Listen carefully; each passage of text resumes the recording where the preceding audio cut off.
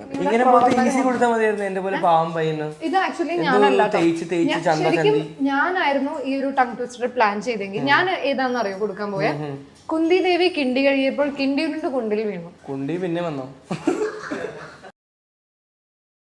So നമ്മുടെ last round കളിയിൽ അല്പം കാര്യം എന്ന ഈ ഒരു ഷോയിലെ ഏറ്റവും ലാസ്റ്റ് റൗണ്ട് ആണ്.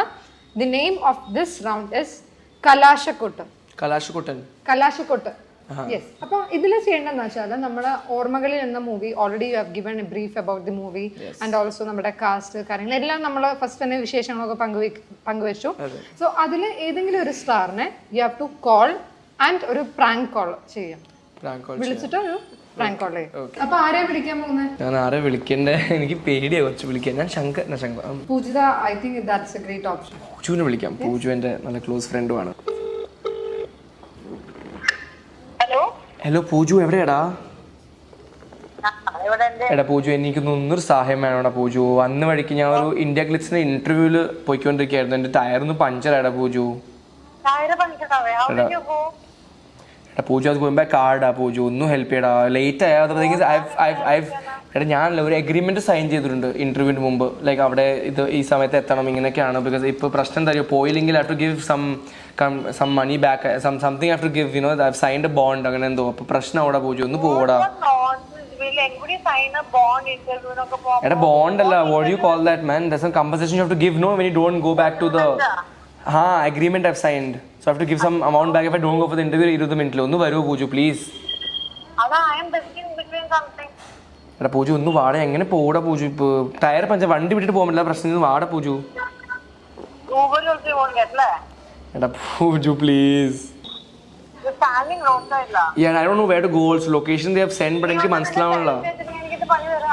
ഇല്ലടാ, ഇവിടെ നിന്ന് 7 മിനിറ്റ് ഉണ്ട്. അടുത്ത് എവിടെയെങ്കിലും ഉണ്ട്. എനിക്ക് എവിടെയെന്ന് അറിയില്ല. ഭയങ്കര ഇമ്പോർട്ടൻ്റ് ആയിട്ട് പോകണം. അല്ലെങ്കിൽ നീ പോകാൻ പറ്റുമെങ്കിൽ നീ എങ്കിലും പോടാ please Pooju. Please gonna Pooju. എടാ നിന്നെ എപ്പോഴും അങ്ങനെ വിളിക്കാറില്ലല്ലോ ഞാൻ. നീ എപ്പോഴും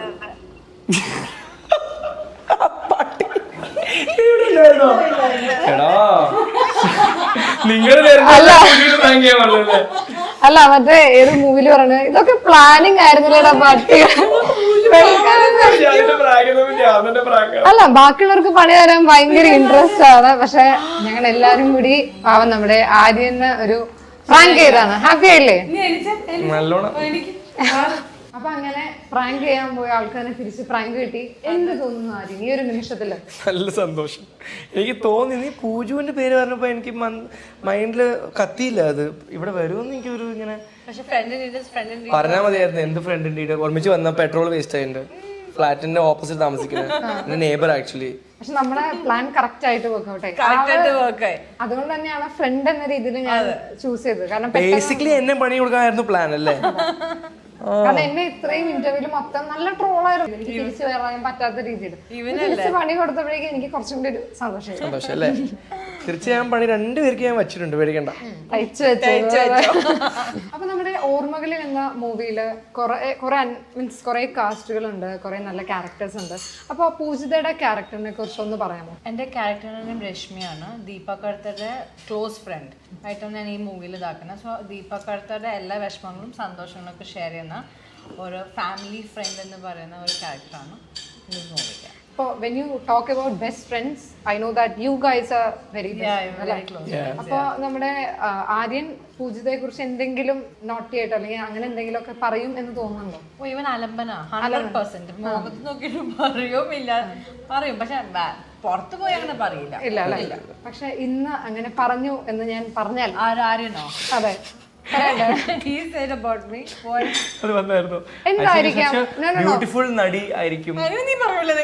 എന്തായിരിക്കും പറഞ്ഞിട്ടുണ്ടാവാം. He told something about you.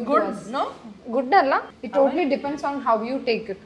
പക്ഷെ ആളെ ഞങ്ങളോട് ഏറ്റവും കൂടുതൽ he makes fun of me by calling me Ganapathi because I eat food and because I'm out of shape. അപ്പൊ ഏകദേശം അങ്ങനെയാണ് ആളെ നമ്മളോട് പറഞ്ഞത്. എല്ലാം പറഞ്ഞത് ഫണ്ണാണ് കേട്ടോ. അപ്പൊ when I asked about you, what the title card he has given to you is that Undapakru.